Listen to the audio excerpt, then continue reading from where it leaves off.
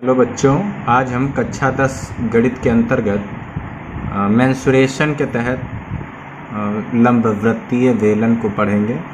और सबसे पहले हम ये जानेंगे कि लंबवृत्तीय बेलन क्या होता है, फिर उनके सभी सूत्रों के बारे में जानेंगे और उन सूत्रों को हम कैसे सवाल में अप्लाई कर सकते हैं उसके बारे में भी हम जानेंगे और उसी के आधार पर एक प्रश्न भी हल करेंगे जिसकी सहायता से आप अन्य प्रश्नों को आसानी से हल कर पाएंगे। तो सबसे पहले लंबवृत्तीय बेलन क्या होता है ये जानते हैं। तो किसी भी आयताकार आकृति में उसकी एक भुजा को स्थिर मानते हुए उसी भुजा के परितः जब हम चक्रण कराते हैं तो वृत्तीय आधार की ऐसी ठोस आकृति जिसके पार्श्व सम होते हैं तो उस आकृति को हम क्या कहते हैं, लंबवृत्तीय बेलन कहते हैं।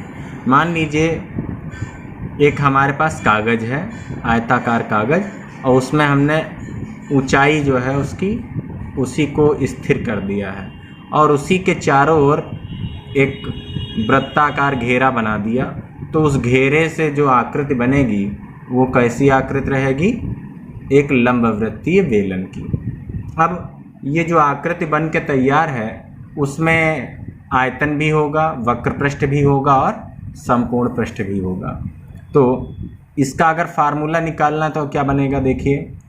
तो बेलन का आयतन अगर हमें ज्ञात करना हो तो बेलन का आयतन क्या बन जाएगा, आधार का क्षेत्रफल और गुणे ऊंचाई। तो आधार का क्षेत्रफल, ये जो इसका सिरा है ये कैसा रहेगा, वृत्ताकार, तो ये हो जाएगा वृत्त का क्षेत्रफल यानी पाई आर स्क्वायर, और गुणे में ऊंचाई है तो ऊंचाई इसकी क्या है, h है, तो यहाँ पर हो जाएगी h। तो बेलन का आयतन क्या बन जाएगा, पाई आर स्क्वायर h, और यहाँ जो ऊंचाई है उसकी 3 इकाइयाँ हैं इसलिए क्या बन जाएगा, घन इकाई। मात्रक इसका क्या रहेगा, घन इकाई। फिर इसके बाद वक्र पृष्ठीय क्षेत्रफल क्या रहेगा, तो वक्र पृष्ठीय क्षेत्रफल इसका मतलब है ये जो ऊपरी सिरा है जो दिख रहा है बाहर से, इसका क्षेत्रफल निकालना है। तो इसके लिए क्या करेंगे, आधार की परिधि गुणे ऊंचाई। आधार की परिधि का मतलब है ये जो आधार दिया गया है, वृत्ताकार घेरा जो बनेगा, ये वृत्ताकार घेरा और ऊंचाई, इन दोनों का गुणनफल करेंगे तो क्या बन जाएगा, वक्र पृष्ठीय क्षेत्रफल। तो वृत्ताकार घेरा जो होता है उसे हम क्या कहते हैं, वृत्त की परिधि कहते हैं। तो आधार की परिधि हो जाएगी और गुणे में ऊंचाई। तो परिधि क्या होती है वृत्त की, 2 पाई आर, और ऊंचाई क्या रहेगी, h। तो क्या बन जाएगा, 2 पाई आर एच। अब यहाँ पर देखिए लंबाई की 2 इकाइयाँ हैं इसलिए यहाँ पर जो मात्रक बनेगा वो कैसा रहेगा, वर्ग इकाई में। इसके बाद संपूर्ण पृष्ठीय क्षेत्रफल। तो संपूर्ण पृष्ठीय क्षेत्रफल के लिए क्या है, ये जो वक्राकार आकृति है यानी वक्र पृष्ठ है उसको तो निकालेंगे ही, और साथ में जो अन्य सिरे दिए गए हैं उनका भी हमें क्षेत्रफल ज्ञात करना है। जब हम सभी का क्षेत्रफल एक साथ ज्ञात करेंगे तो वही हमारा क्या बनेगा, संपूर्ण पृष्ठीय क्षेत्रफल। तो इसके लिए हम क्या करते हैं, वक्र पृष्ठीय क्षेत्रफल यानी ये जो बीच का घेरा है इसको, और प्लस दोनों सिरों का क्षेत्रफल, ये निकाल करके आपस में जोड़ देंगे तो हमको क्या मिल जाएगा, संपूर्ण पृष्ठीय क्षेत्रफल। तो वक्र पृष्ठीय क्षेत्रफल का फार्मूला क्या बनेगा, 2 पाई आर एच जो कि यहाँ है, फिर प्लस एक सिरे का क्षेत्रफल जो है वो क्या है, पाई आर स्क्वायर। दोनों सिरों का क्या हो जाएगा, 2 पाई आर स्क्वायर, तो प्लस में क्या हो जाएगा, 2 पाई आर स्क्वायर। अब यहाँ पर देखिए, यहाँ पर 2 पाई आर एच है, यहाँ पर 2 पाई आर स्क्वायर है। दोनों में हम 2 पाई आर को कॉमन कर सकते हैं। कॉमन करेंगे तो क्या बन जाएगा, 2 पाई आर ब्रैकेट में h प्लस आर, यहाँ से h यहाँ से r, और इसमें भी जो लंबाई की इकाइयाँ हैं वो क्या है, 2 है, एक यहाँ पर एक यहाँ पर। तो 2 होने पर क्या बन जाएगा, मात्रक वर्ग इकाई। अब इसी पर आधारित हमने एक सवाल लिया है। सवाल है, एक पात्र जो बेलनाकार आकृति में है, इसकी त्रिज्या 7 सेंटीमीटर तथा ऊंचाई 35 सेंटीमीटर है, तो पात्र का आयतन, वक्र पृष्ठ और संपूर्ण पृष्ठ तीनों को ज्ञात करना है। अब हम यहाँ पर सूत्र का प्रयोग करके आपको सवाल कैसे हल करना है इसके बारे में बताएंगे और आप इसी का उपयोग करते हुए अन्य प्रश्नों को भी हल कर पाएंगे। तो यहाँ पर अब सवाल में वृत्त बेलनाकार जो आकृति दी गई है उसकी त्रिज्या क्या है, 7 है।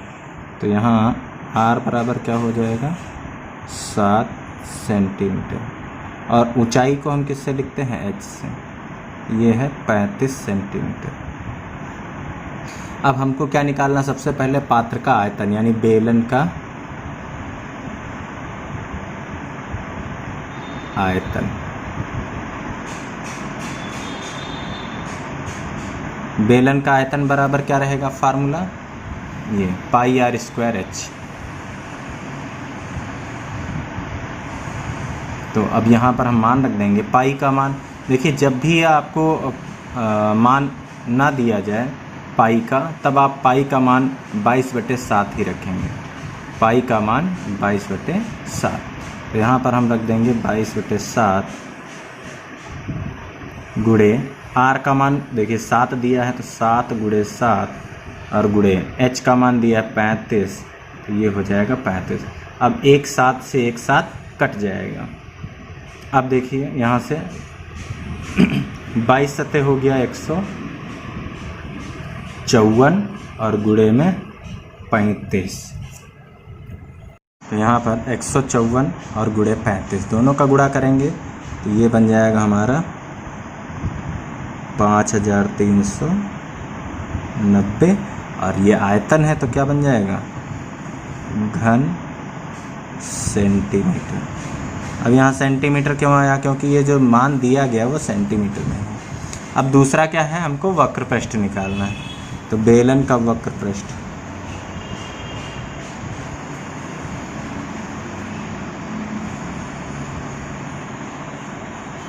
बेलन का वक्र पृष्ठ क्या होता है, 2πr/h मान रख देंगे। देखिए 2 गुणे पाई का मान 22/7 गुणे r का मान क्या बन जाएगा, 7 और गुणे h का मान है 35।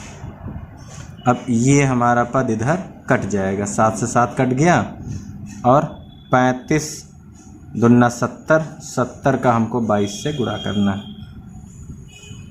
तो 70 गुणे 22। अब 22 सतह कितना होता है, 154, तो ये बन जाएगा 1540 सेंटीमीटर स्क्वायर या वर्ग सेमी। ये हो गया बेलन का वक्र पृष्ठ। अब इसके बाद हम निकालेंगे बेलन का संपूर्ण पृष्ठ। तो बेलन का संपूर्ण पृष्ठ, बेलन का संपूर्ण पृष्ठ फार्मूला क्या बन जाएगा, 2πr और ब्रैकेट में h+r, इसी में मान रख देंगे। तो 2 गुणे 22/7 गुणे 7 और फिर h का मान 35, फिर प्लस r का मान 7। अब इसको हल करेंगे तो देखिए 7 से 7 कट जाएगा और यहाँ 22 दूना 44 और गुणे 35 में 7 जोड़ देंगे तो कितना हो जाएगा, 42 और इधर 44 है। तो अब गुणा करना हमको 44 का 42 से, 44 का 42 से गुणा करेंगे आ जाएगा 1848 वर्ग सेंटीमीटर। तो इस तरीके से आप जो है किसी भी सवाल में जो भी आपको निकालना है उसके अनुसार सूत्र में मान रखते जाएंगे और आपको सवाल का हल मिलता चला जाएगा। तो आज के वीडियो में बस इतना ही। आप इस वीडियो को अच्छे से जब देखेंगे और समझेंगे तो बेलन से संबंधित जितने भी सवाल हैं उन सभी के प्रश्नों को आप आसानी से हल कर सकेंगे। धन्यवाद।